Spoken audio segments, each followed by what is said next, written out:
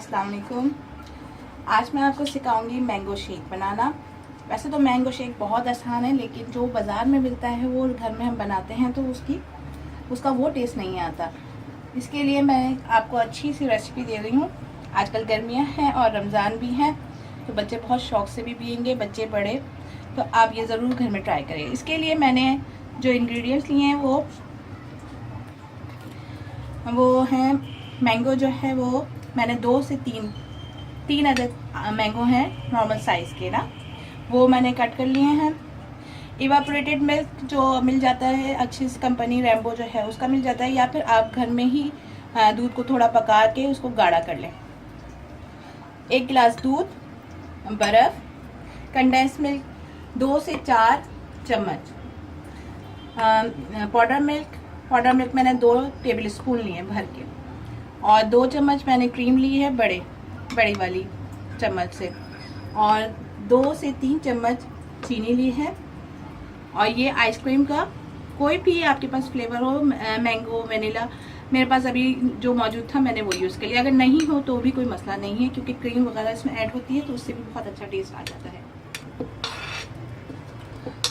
इस रेसिपी से 3 से 4 गिलास आराम से बच जाएंगे, बेहतरीन किस्म के मज़ेदार।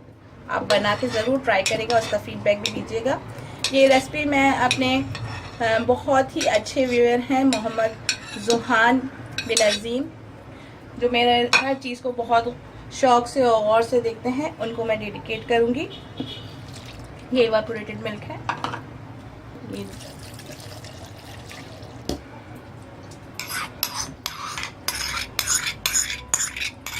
ये ज़्यादातर चीज़ें घर पे ही मौजूद होती हैं। बाज़ार से लेने जाओ, एक शेक जो है वो 250-300 का आता है। इससे अच्छा आप घर में बनाएं। ये 250-300 में 3 से 4 गिलास आराम से बन जाएंगे।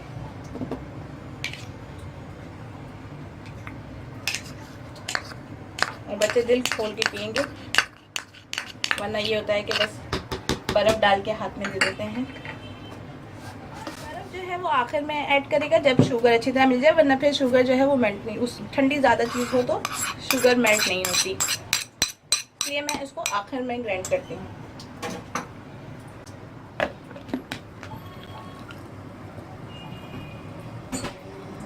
ये देखिए जग भर के माशाल्लाह पूरा तैयार हो गया है।